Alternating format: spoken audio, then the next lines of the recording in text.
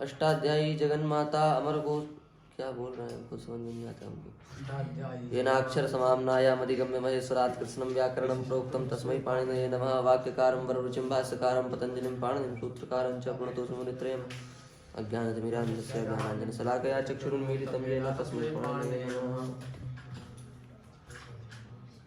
हाँ तो इतने प्रत्यय सारे के सारे हो गए हैं और इतने प्रत्यय में प्रक्रिया समझा चुके हैं। प्रक्रिया के बाद में रूप सिद्धि भी हो गई है और किस धातु से कैसे प्रत्यय लगाना ये भी हो गया है। अब कौन सा प्रत्यय किन किन सूत्रों से लगता है और उन सूत्रों का अर्थ क्या है, कितनी धातुओं से लगता है, ये और हमको समझना अभी बाकी है। ठीक है, तो एक एक प्रत्यय को हम समझ लेते हैं कि कितनी धातुओं से लगता है, तो किस अर्थ में लगता है और किस सूत्र से लगता है। ठीक, तो सबसे पहली बात तो सबसे पहला प्रत्यय मान लो उदाहरण के लिए ऋण्यत प्रत्यय लिया। ऋण्यत 3-1-124 अष्टाध्यायी में 3-1-124 ऋण्यत प्रत्यय लिया। 3-1-124 ऋण्यत, ये प्रत्यय कैसे लगता है, कितनी धातुओं से लगता है, ये हमको समझना है।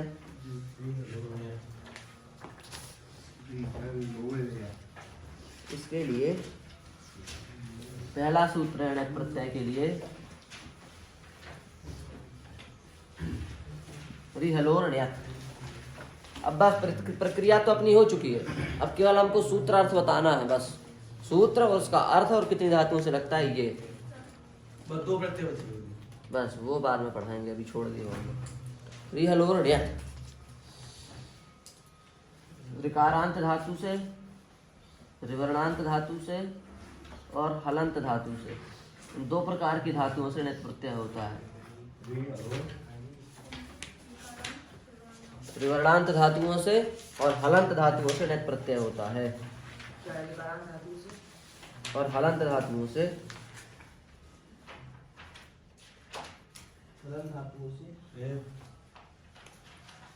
रिवर्णांत और हलंत धातुओं से ऋण्यत प्रत्यय होता है। तो अब पता चला कितनी धातुओं से ऋण्यत होता है।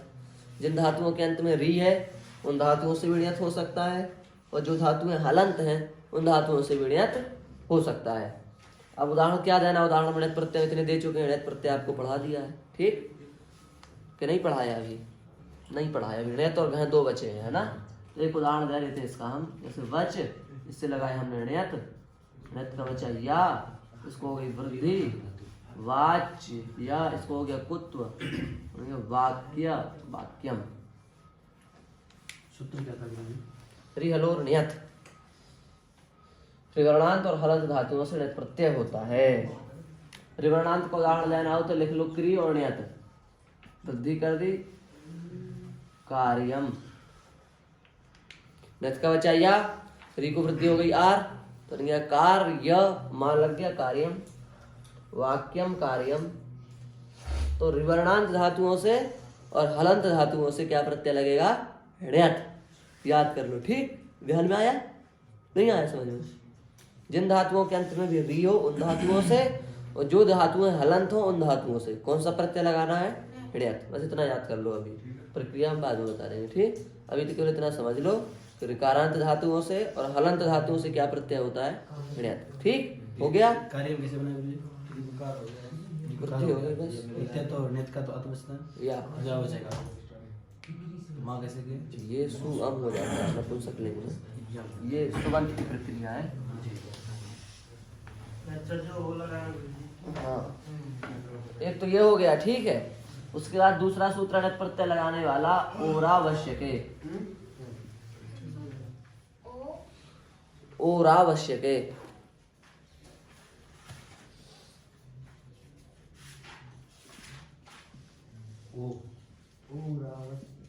वर्णांत धातु से भी ऋण्यत प्रत्यय होता है। अब ये री था केवल, अब ऊ भी जोड़ दो उसमें इस सूत्र से। जिन धातुओं के अंत में ऊ है उन धातुओं से भी ऋण्यत प्रत्यय होता है। हाँ, पर इसमें हाँ आवश्यक लग गया, आवश्यक अर्थ में, इतना और लिख लेना लास्ट में। वर्णांत धातुओं से ऋण्यत प्रत्यय होता है आवश्यक अर्थ में। जिस धातु के अंत में ऊ हो उन धातुओं से ऋण्यत प्रत्यय लगता है आवश्यक अर्थ में।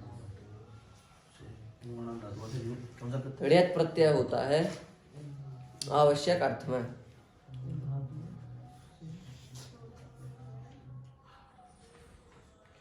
इसका तीसरा सूत्र है, अष्टाध्यायी में लिखा है, पूरा सूत्र नहीं लिखेंगे, आप सूत्र संख्या खोल लो, देखते चलो, क्रम से लिखे हैं। आसु यु वपि रपि लपि त्रपि चमश्चा, ये सूत्र है ना, 3-1-126। इस सूत्र के अनुसार आंग पद पूर्वक सु धातु, यु धातु, वप धातु, रप धातु, लप धातु, त्रप धातु और चम धातु है कि नहीं, सूत्र में सब धातु है। 3-1-126। हाँ, 3-1-126 सूत्र है, उसमें देखो आसु है, आसु धातु, यु धातु, ये तीसरा सूत्र है। हाँ, और यु धातु और वपि धातु और रप धातु और लप धातु और त्रप धातु और चम धातु, इन धातुओं से भी ण्यत प्रत्यय हो जाता है। समझ गए? किन किन धातुओं से? आंग उपपद पूर्वक सु धातु, सब आंग सर पूर्व होना चाहिए। नहीं, केवल सु। आंग उपपद पूर्वक सु धातु, यु धातु, वप धातु, रप धातु, लप धातु और त्रप धातु और चम धातु, इन धातुओं से ण्यत चम चम चाम्यति, चाम्यति नहीं बनता। अर्थ क्या था गुरु जी इसका? आंग पद पूर्वक सु धातु, यु धातु, वप धातु, रप धातु, लप धातु, त्रप और चम धातु से ण्यत प्रत्यय होता है। सु धातु ना, सु धातु। चंबुली चंबिया बस क्या होता है गुरु जी को? ण्यत प्रत्यय होता है इनसे भी। वप धातु, लप धातु। वप रप लप त्रप चम, सूत्र में ही है, आप पूरी धातु सूत्र में दिख जाएंगे, साफ साफ लिखी है।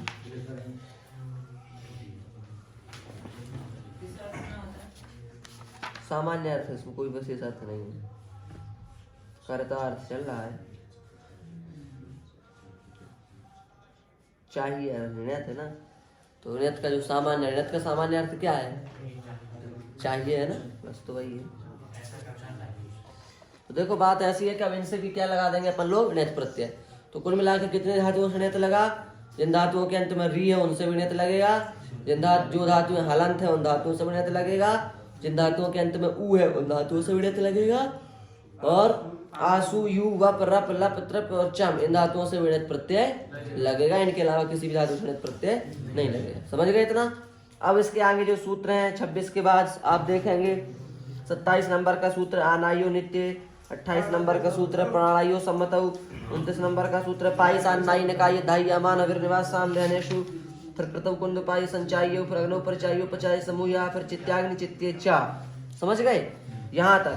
मतलब 27, 28, 29, 30, 31, 32 ये जो 6 सूत्र हैं, ये 6 सूत्र जो अपने हैं ये निपातन करते हैं ण्यत प्रत्यय का। क्या करते हैं? निपातन समझाया था हमने एक दिन कि जब कोई एक चीज 10 सूत्र लगा करके बनती हो तो वहां भगवान पाणिनि 10 सूत्र ना बना लगा करके कह देते हैं कि ये चीज जैसी बनी उसको निपातन से बना लो तुम। समझ गए? तो नियम पूर्वक तो इतनी धातुओं से ण्यत लगता है। कितनी धातुओं से बता दिया नाम ने? जिन धातुओं के अंत में री हो, जिन धातु जो धातुएं हलंत हो उन धातुओं के अंत में उ हो और साथ साथ ये हो आसु यु वप रप लप त्रप चम, तो इन धातुओं से क्या लगता है? ण्यत प्रत्यय लगता है। बस आपको इतना ही ध्यान में रखना है। बाकी जो 6 सूत्र हैं इनका हम कुछ नहीं पढ़ाएंगे, इनको आप ये सीधे समझ लो। ये 6 सूत्र क्या करते हैं? ण्यत प्रत्यय का निपातन कर देते हैं। इनमें जितने भी जो भी शब्द आए हो सब निपातन से अपन को निपातन से बना देना, माना अपन को कह देना है कि ये सूत्र ये शब्द निपातन से बनेगा। जैसे अगला सूत्र प्राणायो आनायो नित्य है क्या नहीं? 26 नंबर के बाद 27 नंबर का सूत्र है आनायो नित्य, अष्टाध्यायी में है। तो इसमें आनाय शब्द बन रहा है। कौन सा? आनाय।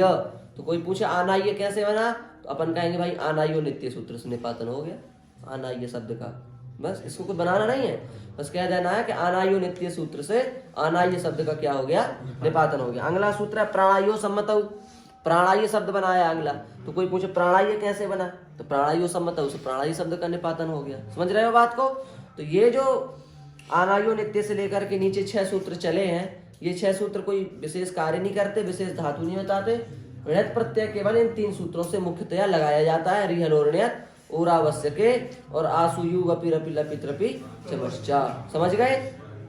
कौन नहीं? तुम समझे? हरिओम तुम सब समझ गए आप? तो ये 3 सूत्रों से णित प्रत्यय लगता है। इस प्रकार से णित की प्रक्रिया हो, णित के सूत्र हो गए। अब समझ गए आप? णित प्रत्यय किस सूत्र से लग रहा है, कितनी धातुओं से लग रहा है। ये अपना यही बचा था अपना, ये हो गया। अब अगला प्रत्यय है अणुवुल। ये किस सूत्र से लगाना है, किस अर्थ में लगाना है?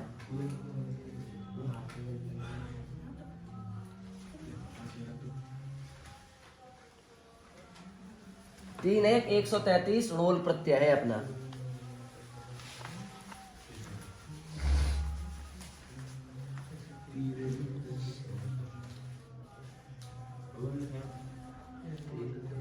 हाँ, इसका सूत्र है अपना, हाँ अणुवुल त्रिचयु तो हमने पहले ही पढ़ाया था, अणुवुल प्रत्यय चालू किया था, उसी समय लिखाया था। सभी धातुओं से अणुवुल प्रत्यय लगता है कर्ता अर्थ में। कर्ता अर्थ में सभी धातुओं से अणुवुल प्रत्यय लगाया जाता है। लिखा क्या? हाँ यही तो है। हाँ आज लिखा है? लिख लो।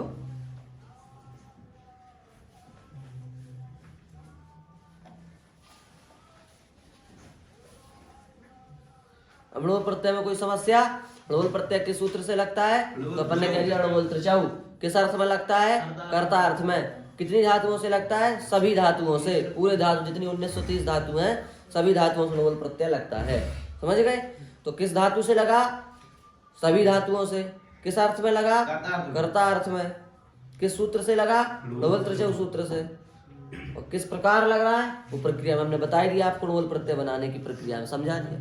तो समझ गए? अणुवुल प्रत्यय भी, अणुवुल प्रत्यय करने वाला केवल एक सूत्र अणुवुल त्रिचयु, वो हमने आपको पढ़ा दिया। और एक आएगा आगे, तो वो आगे पढ़ा देंगे। ठीक है?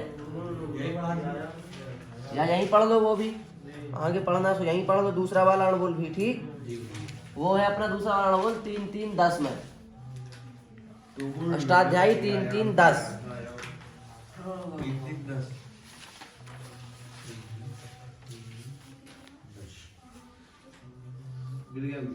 मिल गया ना? वहां लिखा होगा आपका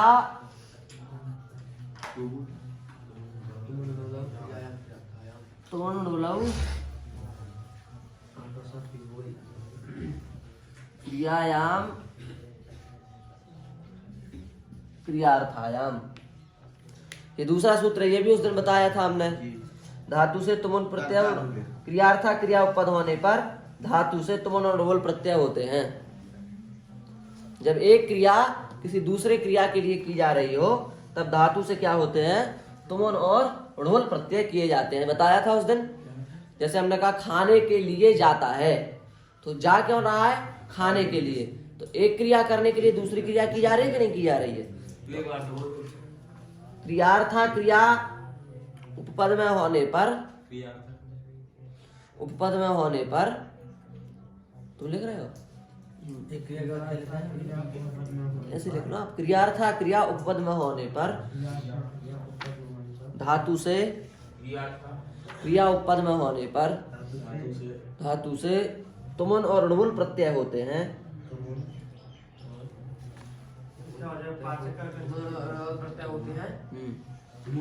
अणुवुल प्रत्यय होते हैं भविष्यत काल में।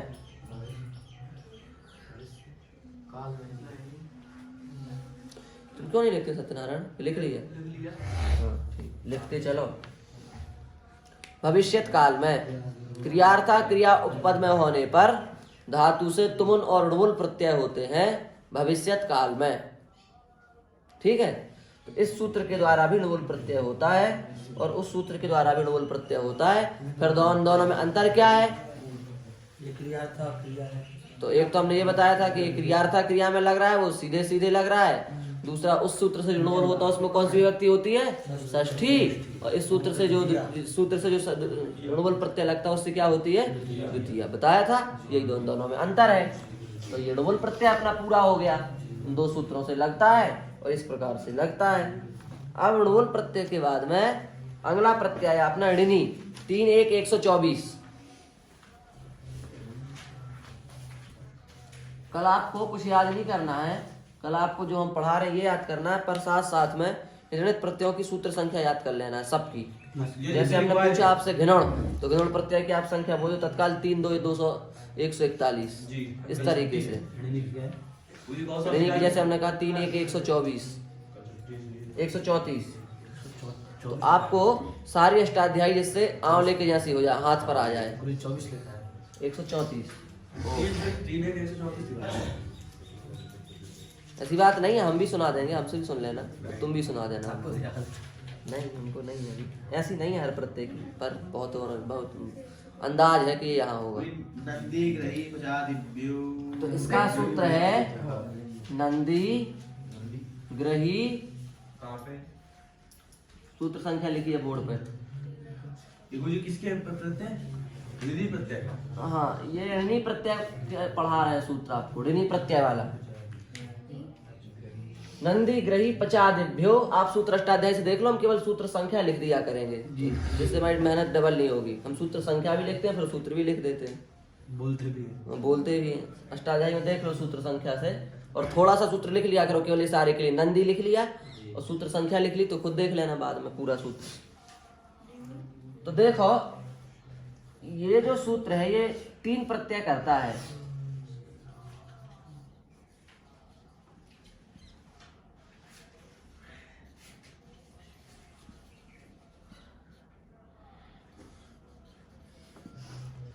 इन धातुओं से ये प्रत्यय, इन धातुओं से ये प्रत्यय, इन धातुओं से ये प्रत्यय करता है। नंद आदि जो धातु हैं उससे क्या करता है ल्यू। ग्रह आदि जो धातुएं हैं उनसे क्या करता है ऋणी। और पच आदि जो धातुएं हैं उनसे क्या करता है ये अच। समझ गए? नंदादि धातुओं से कौन सा प्रत्यय करता है ये ल्यू। ग्रह आदि धातुओं से कौन सा प्रत्यय करता है ऋणी। और पच आदि धातुओं से कौन सा प्रत्यय करता है अच।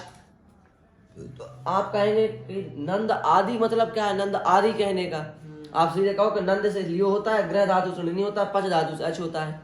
पर आप आदि क्यों लगा रहे हैं हर जगह? आदि इसलिए लगा रहे हैं क्योंकि केवल नंद धातु से लियो नहीं होता है। समझ रहे हो? नंद के जैसी कुछ धातुएं हैं जिन धातुओं से कौन सा प्रत्यय होता है ल्यू। उसी प्रकार से ग्रह आदि कुछ ऐसी धातुएं 10-20 जिन धातुओं से कौन सा प्रत्यय होता है ऋणी। और पच आदि कुछ इतनी धातुएं जिन धातुओं से कौन सा प्रत्यय होता है अच। तो ल्यू प्रत्यय कैसा प्रत्यय है? शेष। कितकित भी नहीं है, इतनित भी नहीं है। और अच प्रत्यय भी कैसा है? शेष। कितकित भी नहीं है, इतनित भी। पर ऋणी प्रत्यय क्या है? यतनित। इसलिए हम अभी क्या पढ़ रहे हैं? यतनित। इसलिए हम इसमें से केवल किसको उठा लेंगे? ऋणी को। ल्यू को भी अभी छोड़ देंगे, अच को भी छोड़ देंगे। इनको हम पढ़ेंगे शेष प्रत्यय में। ठीक है? तो हमारी नजर केवल किस पर होगी अभी? ऋणी पर। तो ऋणी किससे लगता है? ग्रह आदि धातुओं से। तो ये ग्रह आदि धातुएं कितनी है वो आप लिख लो कॉपी में। तो उतनी धातुओं से आप ऋणी प्रत्यय लगा देना।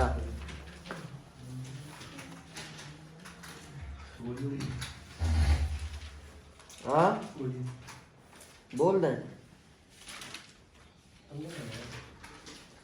ग्रह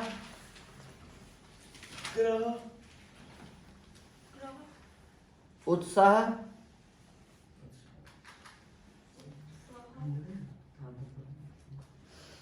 उद्दस उद्दस ऐसे उद्दस उद्दस उद्भास उद्दस उद्भास। और उद्भास के बाद अपना है स्था स्था धातु मंत्र धातु और सम्मर्द धातु। सम्मर्द बस बस मुख्य रूप से इतना ही है। और वस और वप और लिख लो इसमें। वस वप और शी। वस वप और शी।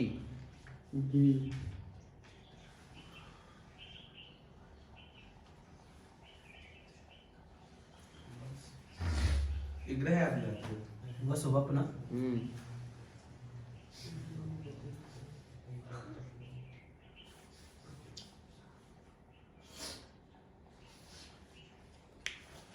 इन धातुओं से कौन सा प्रत्यय लगता है? ऋणी प्रत्यय लगता है। जी कौन कौन सी धातुएं बोली हमने? मिला लो एक बार। ग्रह, बोलो नहीं, मिला लो। ग्रह, उत्साह, उद्दस, उद्भास, स्था, मंत्र, सम्मर्द, वस, वप और शी। लिख लिया? इतनी धातुओं से कौन सा प्रत्यय लगाना अपन को? नहीं। इसमें कोई शंका? इस ऋणी प्रत्यय में ऋणी प्रत्यय कैसे लगाना है वो आपको सिखा चुके हैं कल हम प्रक्रिया में। वहां आप देख सकते हैं कि ऋणी प्रत्यय कैसे लगता है, पर किस सूत्र से लगता है और कितनी धातुओं से लगता है ये हमने आपको बता दिया। तो एक तो ये ऋणी प्रत्यय करने वाला सूत्र, ठीक है। दूसरा ऋणी प्रत्यय करने वाला सूत्र है, दूसरा ऋणी प्रत्यय करने वाला सूत्र है आपका 3278 में। 3278 देखिए आप, 3278 में सूत्र है सुप्य जातौ निस्तात् छील्ये है। 3278 में सूत्र है सुप्य जातौ निस्तात् छील्ये।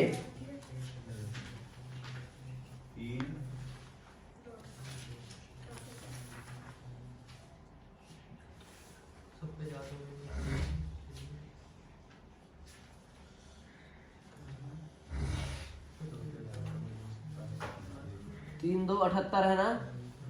अब सूत्र आप 3278 से खुद देख लो, ठीक है। मिल गया ना? क्या सूत्र है? सुप्य जातौ निस्तात् छील्ये, यही है, यही है। इसी का अर्थ लिखवा रहे हैं, लिखो छील्ये।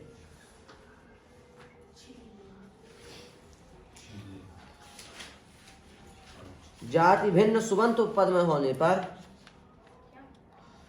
जाति भिन्न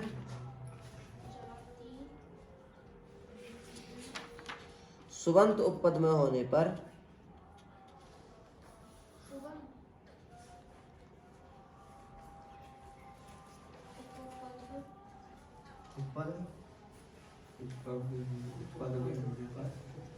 ताच्छील्य अर्थ गम्यमान होने पर,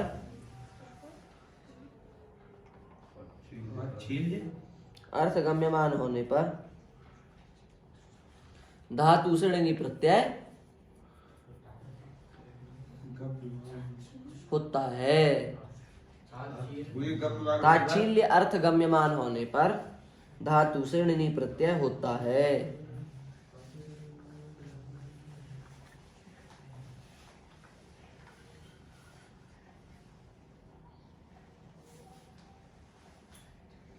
ये जरूरत नहीं है सब सूत्रों की, पर हम इसलिए पढ़ाने से छूटे कुछ ना।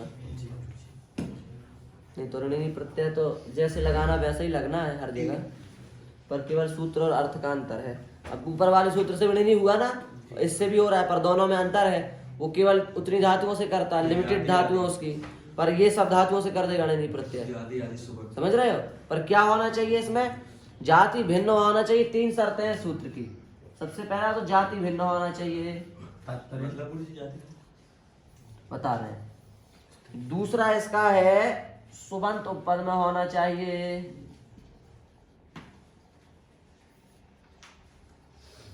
तीसरी इसकी शर्त है ताच्छील्य अर्थ होना चाहिए।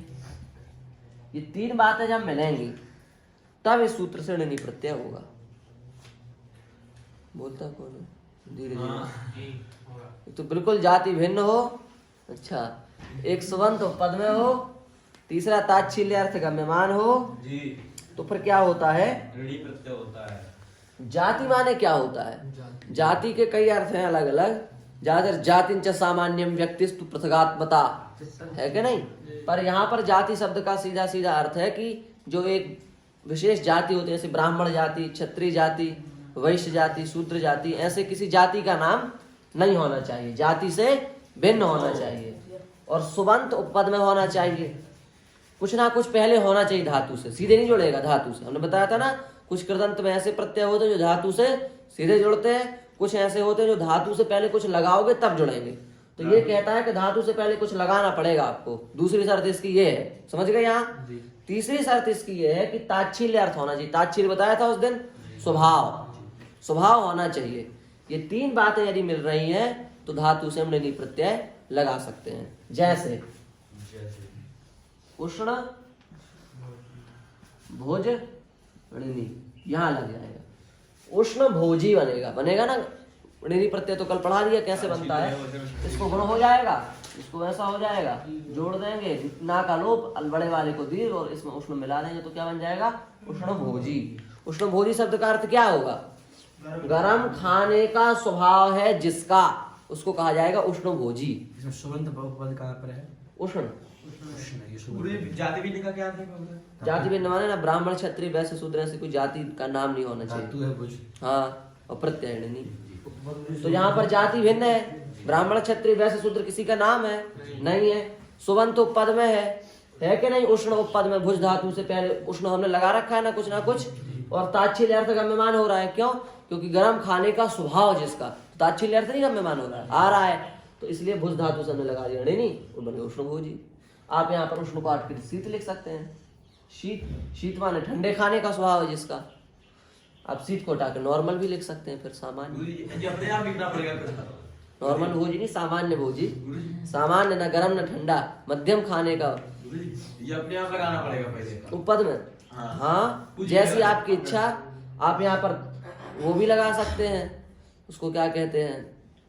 ओदन।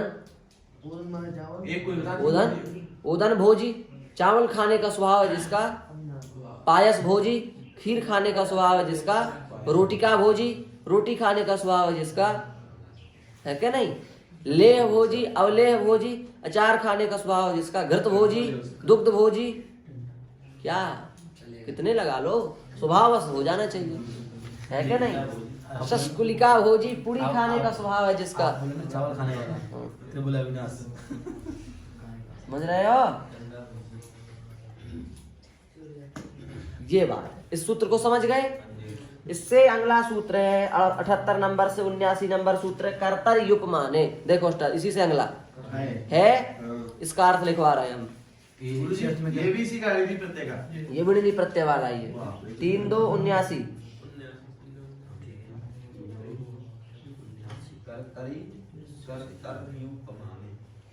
इसी में बोलिए। कर्तृवाची उपमान उपपद में होने पर धातु षण्णी प्रत्यय होता है। कर्तृवाची उपमान उपपद में होने पर धातु से षण्णी प्रत्यय होता है। कर्तृवाची उपमान उपपद में होने पर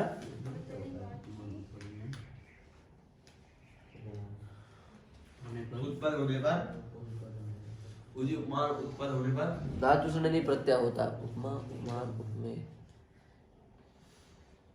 उपमान जानते हो शिवराम? उपमेय किसे कहते हैं और उपमा किसे कहते हैं? सही बात है। देखो ये कृदंत चल रहा है तो उसमें बहुत सारे अर्थ हैं, तो उन अर्थों को हम समझेंगे तभी तो बात बनेगी। प्रक्रिया तो अपनी हो गई, प्रक्रिया से कोई लेन देन नहीं अपना।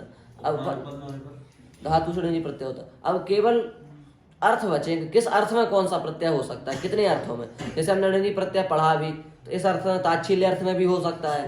अब अभी फिर आगे अगला कर्तरी उपमान, उपमान अर्थ में भी हो सकता है। तो उपमान अर्थ जानते हो क्या होता है? देखो ये हम थोड़ा अगले विषय में जा रहे हैं, व्याकरण से थोड़ा सा हट रहे हैं, थोड़ा सा दूसरे तरफ जा रहे हैं। 3 चीजें होती हैं। उपमा अलंकार की चीज है, उपमान उपमेय।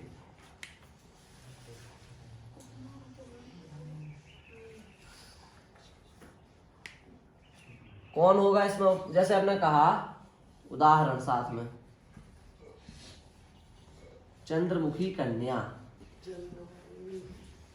ये तो उपमा हो गई। तो कौन उपमा हुई? कन्या की उपमा हुई। बोलो, शिवराम बताएगा इसमें। उपमा क्या है? चंद्र उपमा है। उपमान क्या है? उपमेय क्या है?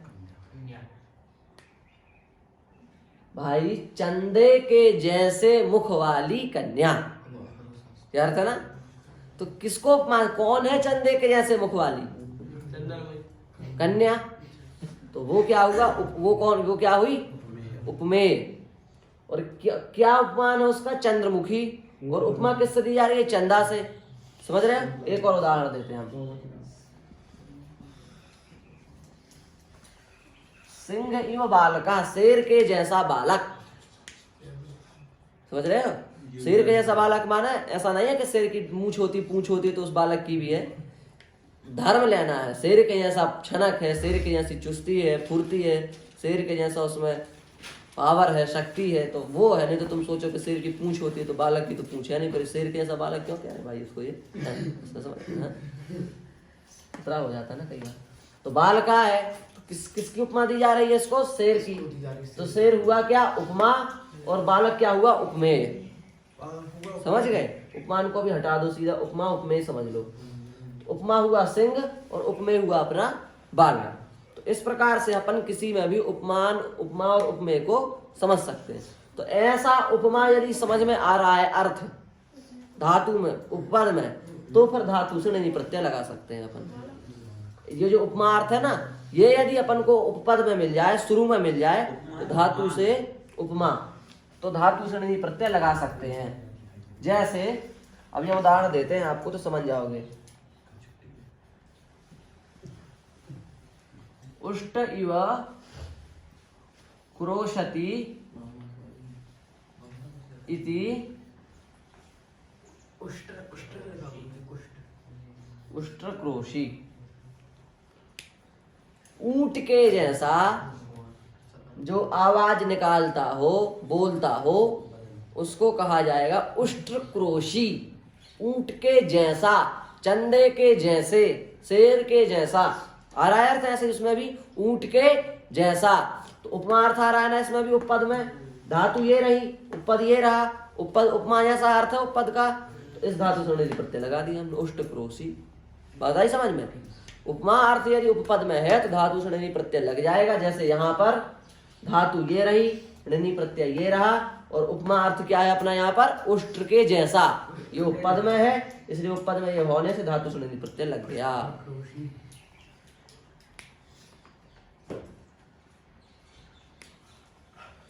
ध्वांश माने क्या होता है? ध्वांश, ध्वांश माने होता कौआ। ध्वांश इव रौतीति ध्वांश रावी। कौए के समान जो आवाज निकालता हो उसको कहा जाता है ध्वांश रावी। तो यहां भी रु धातु से नहीं प्रत्यय लग गया। क्यों? क्योंकि इसके पहले क्या लगा? ध्वांश कौए के जैसा, ये अर्थ आ रहा है ना, इसलिए यहां पर भी रु धातु से कौन सा प्रत्यय लग गया? नहीं। कहने का सीधा सीधा मतलब ये है कि यदि जैसा अर्थ गम्यमान हो रहा हो, उसके जैसा, इसके जैसा, फलाने के जैसा और उसके जैसा, ऐसा यदि अर्थ आ रहा हो यदि, तो धातु से नहीं प्रत्यय लगा सकते हैं। दो अर्थ हो गए, एक तो स्वभाव अर्थ होगा तो भी धातु से नहीं प्रत्यय लगा सकते हैं, एक यदि उपमान अर्थ होगा तो भी धातु से नहीं प्रत्यय लगा सकते हैं। अब इसका तीसरा अर्थ देखो नहीं प्रत्यय का। इसका एक और अर्थ है व्रते। अगला सूत्र इसका व्रते, 80 नंबर सूत्र, उसी से अगला।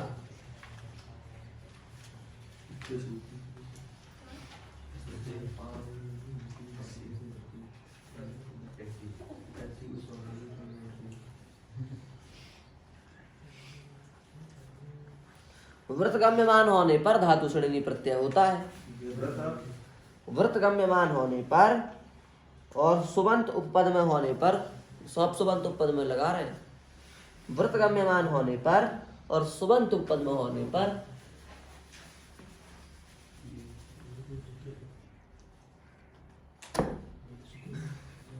व्रते, हाँ, व्रत गम्यमान होने पर और सुबंत उपपद में होने पर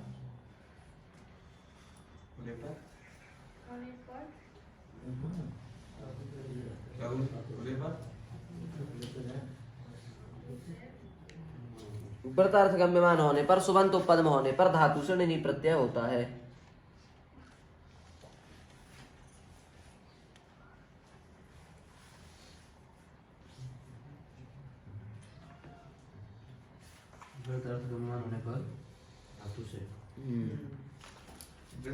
अर्थ थोड़ा कठिन है समझना, ये किस अर्थ में हो रहा है। ये थोड़ा प्रक्रिया तो सरल है, ये अर्थ कठिन है इसके थोड़ा। पर आप तो केवल ऐसे उंगली पर हट लेना कि ताच्छिल्य से ताच्छिल्य अर्थ में होता है, कर्तव्य उपमान से उपमान अर्थ में होता है, व्रते सूत्र से व्रत अर्थ में होता है, और ऐसे बस अपने क्रम से रख लिया। ये व्रत शुद्ध व्रत था मतलब व्रत क्या होता है? उपवास नहीं जानते अपन करते उपवास, वो तो हैं। उपवास यदि था। ऐसा उपवास अर्थ उपपद में समझ में आ रहा है तो धातु से णी प्रत्यय हो जाता है। बस तो व्रत मतलब सामान्य अर्थ में था। हाँ, जैसे स्थंडिल और शी और नैनी, यहाँ हो गया नैनी प्रत्यय शी धातु से। स्थंडिल एक व्रत होता है, उस स्थंडिल किसे कहते हैं जानते हो?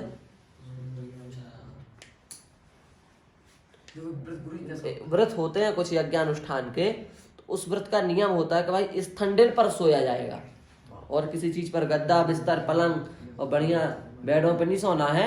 स्थंडिल एक होता था आसन, उस पर लिटाया जाता था यजमान को। तो ये व्रत अर्थ गम्यमान हो रहा है कि नहीं हो रहा है? यहाँ पर कोई ऐसा ही लेटा रहेगा स्थंडिल पर फ्री फट में, कुछ करेगा। स्थंडिल विशेष आसन है यज्ञ की, जब यज्ञ की दीक्षा लेगा तब स्थंडिल पर लिटाया जाएगा उसको। तो स्थंडिल अर्थ गम्यमान हो रहा है कि नहीं हो रहा है? यहाँ पर व्रत अर्थ गम्यमान हो रहा है, तो व्रत अर्थ गम्यमान हो रहा है, इसलिए सी धातु से णी प्रत्यय हो गया। इसे एकादशी हाँ, जैसे एक और उदाहरण दिया है,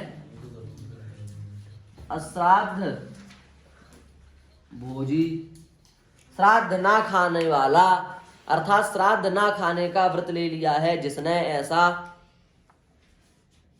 तो ये भी एक व्रत है ना कि हम भाई आज से अब श्राद्ध, हम जीवन में श्राद्ध नहीं खाएंगे, तो ये भी एक व्रत है। तो इस व्रत, ये व्रत उपपद में है, तो इस व्रत के उपपद में होने पर धातु से णी प्रत्यय लग गया।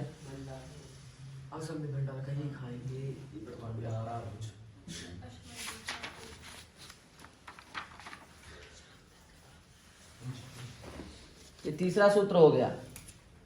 अब इससे अगला सूत्र है इसी का नैनी का ही।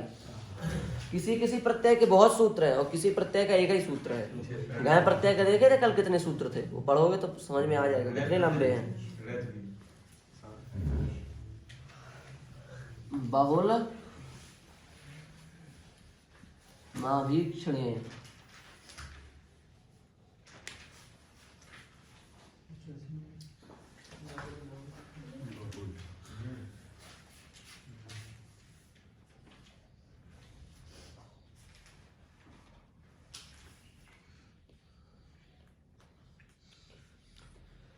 धातु से णी प्रत्यय। रुक जा, ये कितने नंबर का सूत्र गुरुजी? 81 अगला। आभीक्षणे अर्थ गम्यमान होने पर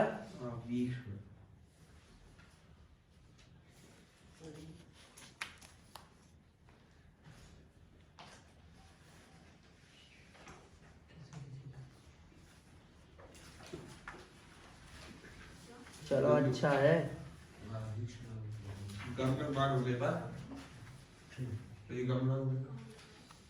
धातु से ऋणी प्रत्यय होता है।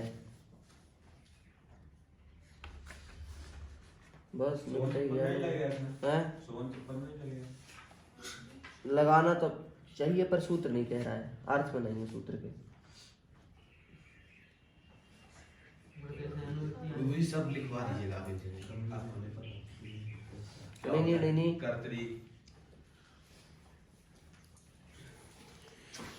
जैसे आभिक्षण जानते हो ना, आभिक्षण माने होता है पौना पुण्यम।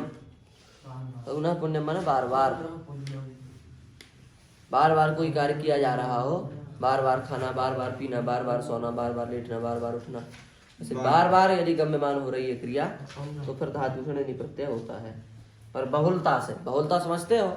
बहुलता उस दिन बताया भी था हमने, जहाँ पर सूत्र लगता है वहां ना लगे, जहाँ लगना चाहिए ना, जहाँ नहीं लगना चाहिए वहां लग जाए, जहाँ विकल्प से लगना चाहिए वहां नित्य लग जाए, जहाँ नित्य लगना चाहिए वहां विकल्प, मतलब ठीक उल्टा। इसी को कहते हैं बहुलता, समझ रहे हो? तो ये बहुलता से होगा।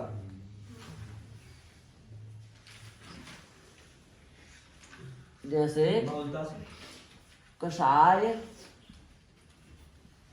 पा और नी। ये कषाय क्या होता है?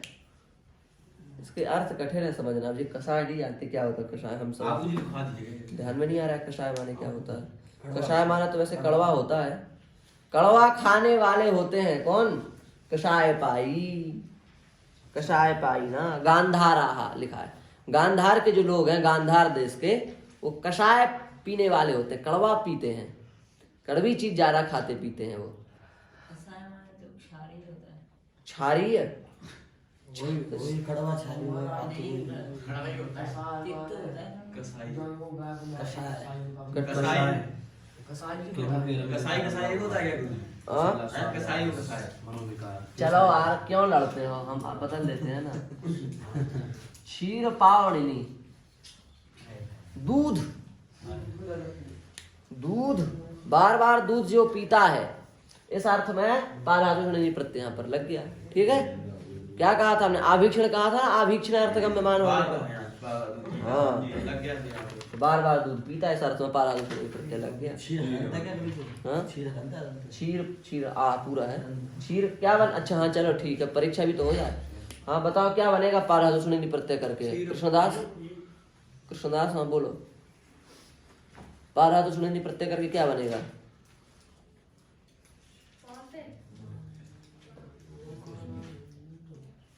धातु कैसी है? पा आकारांत धातुओं को क्या होता है? या करो। हाँ हाँ, अंतिम को दीर्घ। पाई नहीं, पाई, क्षीर पाई। दीर्घ हो जाएगा ना आगे बढ़। हाँ तो क्षीर पाई बनेगा, मत बचा, क्षीर पाई हो गया। तो इस प्रकार से ये भी हो गया अपना, क्या हो गया, बहुलमाभीक्षणीय हो गया।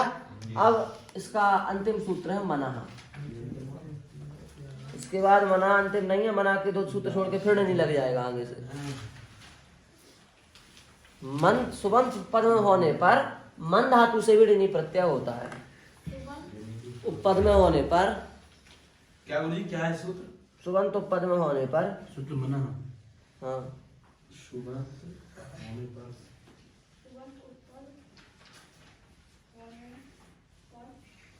मन धातु से ऋणी प्रत्यय होता है।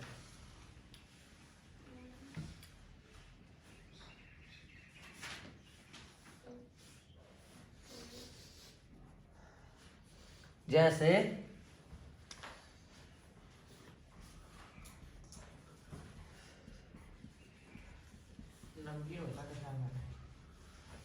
दर्शनीय मन और ऋणी, दर्शनीय मन और ऋणी।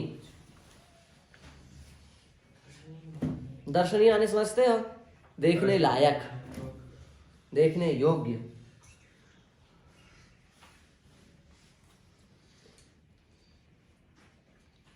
तो मन धातु है, सुबंत तो पद में क्या है, दर्शनीय है ही है, और धातु क्या है, मन, तो उससे कौन सा प्रत्यय हो गया, ऋणी। तो मन धातु से ऋणी प्रत्यय लगा के क्या बनेगा, मानी, और दर्शनीय जोड़ दो तो बन जाए दर्शनीय मानी, ये रूप बन जाएगा अपना, दर्शनीय मानी। मतलब हम बड़े खूबसूरत हैं, हमें सब देखें, हम देखने लायक हैं, ऐसा समझ करके जो चलता है रास्ते में अथवा बैठता है, कुछ भी करता है, दर्शनीय मानी। आत्मानम दर्शनम दर्शन योग्यम मन्यते इति दर्शनीय मानी,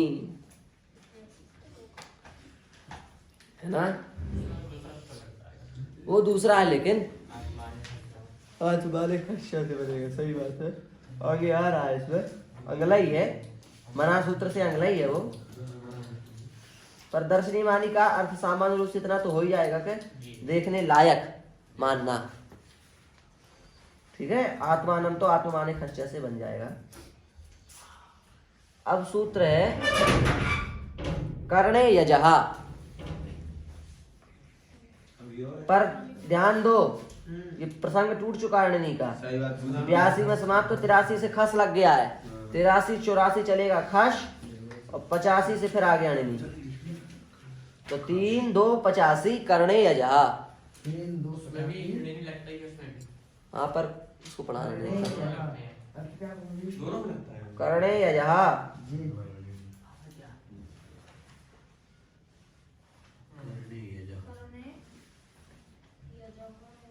खश प्रत्यय ना, यज धातु से कर्ण उपपद में होने पर ऋणी प्रत्यय होता है। ये खश छोड़ दिया क्या?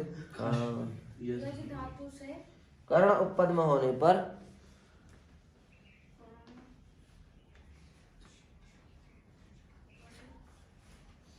अब ये कहाँ कर्म उपपद में है, कहाँ कर्ण उपपद में है, ये समझना अभी आपके लिए कठिन पड़ेगा, इसलिए हम समझाते नहीं है, वही यश धातु हम से सिर्फ अर्थ लिखा देते हैं। उत्पन्न होने पर यश धातु से कर्ण उत्पन्न होने पर धातु से ऋणी प्रत्यय होता है। हाँ, कर्ण उत्पन्न होने पर ऋणी प्रत्यय होता है। ये लेनी खास प्रत्यय बता रहा है। ऋणी नहीं।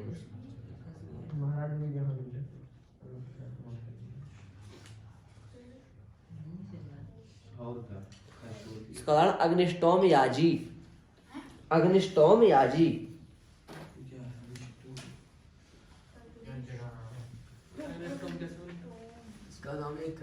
अग्निष्टोम छोड़ो, ये उपपद में है। तुम तो अपनी धातु और ऋणी प्रत्यय को देख लो बस।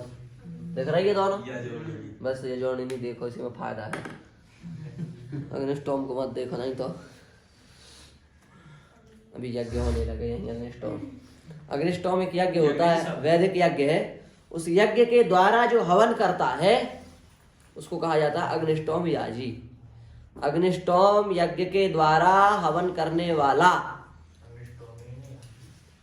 अग्निष्टोमेन, हाँ, अग्निष्टोमेन अग्निष्टोमेन यति अथवा अग्निष्टोमेन यायष्टि इति अग्निष्टोम याजी। हम ये यति क्यों बनाए, गण का विचार क्यों करें, हम सीधे यायष्टि करेंगे। सबसे सरल उपाय ढूंढ रखा है, सीधे संधि कर दो, दुत्व करके हो गया। अग्निष्टोम के द्वारा जो बार बार हवन करता है अग्निष्टोम याजी। समझ गए? तो यहाँ भी सुबंत पद में है अग्निष्टोम, यश धातु से नहीं हो गया, बन गया अग्निष्टोम याजी। अब अगला सूत्र है कर्मणि हनहा। अब नहीं समाप्त हो गया ना इसके बाद, कि अभी कहीं और है नहीं? हाँ है, क्या है? वो तो हो गया, अब हमारे हिसाब से हो गया, आखिरी सूत्र है। हाँ।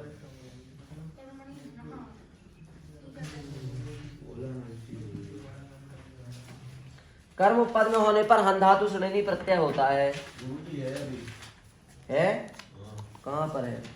ये है 3:1:134।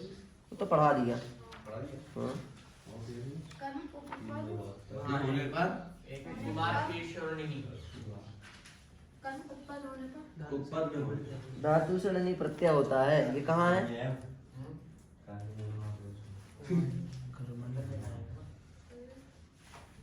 कर्मणि अनागत करके कर्म पद में होने पर हन धातु से ऋणी प्रत्यय होता है।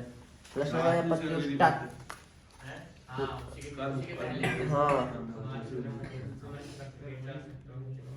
हन धातु से ना केवल, हाँ, हन धातु से।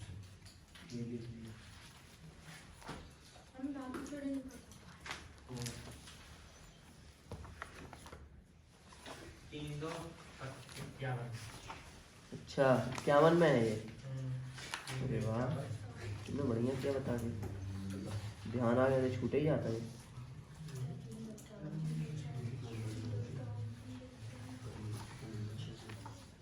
ठीक है, हो गया। तो इसका उदाहरण क्या है?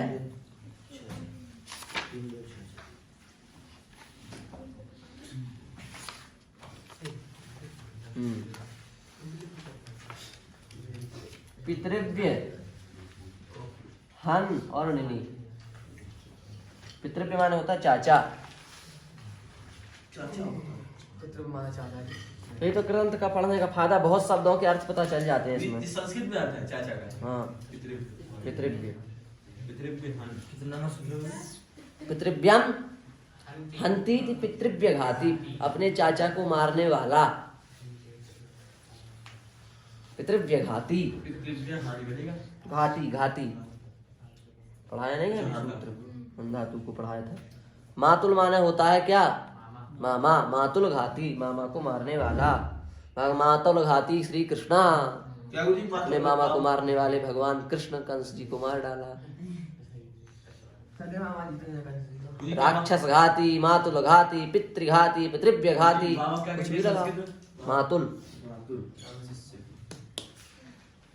है क्या नहीं? चाचा को मारने वाला। हाँ, गुरु घाती, गुरु जी को ही मार डालने वाला। नहीं समझते गुरु घाती? एक सूत्र है ऋणी प्रत्यय का अपना, 3 2 51, पीछे आया। उल्टे आ जा। 3 2 51। मिल गया गुरुजी। कुमार शीर्षयोर नहीं। एक और ये भी नहीं प्रत्यय है। हाँ ये भी हन धातु के लिए ही है, इसलिए पढ़ा दे रहे हैं हम। आगे कुमार और शीर्ष उपपद में होने पर हन धातु से नहीं प्रत्यय होता है। कुमार और शीर्ष ये धातु से पहले होनी चाहिए, हन धातु से। उपपद माने होता पहले, कुमार और शीर्ष उपपद में होने पर धातु से ऋणी प्रत्यय होता है। धातु से हन धातु से ऋणी प्रत्यय होता है। कुमार और शीर्ष। तो कल आपने 3 जगह ऋणी लिखा है, तो वो 4 जगह इसका कुमार, हन और ऋणी। कुमार शीर्ष है, बस इतना ही है। हाँ, और शीर्ष और हन और ऋणी। कुमार को मारने वाला कुमार घाती, शीर्ष माने सिर, सिर को मार डालने काट देने वाला शीर्ष घाती। ये हो गया।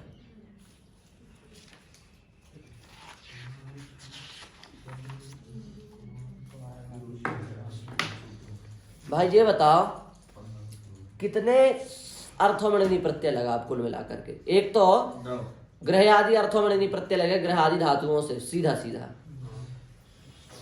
दूसरा ताच्छील्य अर्थ में ऋणी प्रत्यय लगेगा, सुप्यजात ताच्छील्य सूत्र से।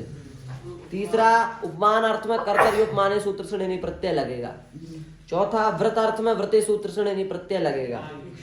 पांचवा आभीक्षण अर्थ में बार बार करने अर्थ में बहुलमाभीक्षण से ऋणी प्रत्यय लगेगा। और उसके बाद में छठवां मना सूत्र से भी ऋणी प्रत्यय लगेगा, मन धातु से। फिर सातवां कर्मणि हना सूत्र कर्णे यजा सूत्र से यज धातु से ऋणी प्रत्यय लगेगा करणार्थ में। और आठवां क्या, सातवां कर्मणि हना सूत्र से हन धातु से ऋणी प्रत्यय लगेगा कर्म अर्थ में। और आठवां हन धातु से ऋणी प्रत्यय लगेगा कुमार और शीर्ष उपपद हो तब। इतने अर्थों में इतने सूत्रों से तृतीय अध्याय में ऋणी प्रत्यय पाणिनि भगवान ने लगाया है। हो गया। अब आप किस धातु से, किस अर्थ में, किस सूत्र से, किस प्रकार, कैसे, कितने बार, वो कौन सा प्रत्यय लगाना वो समझ गए। और ना समझे हो तो अब बताओ, अब तैयारी करनी पड़ेगी इसकी। ठीक है क्या? अरे अब छोड़ो,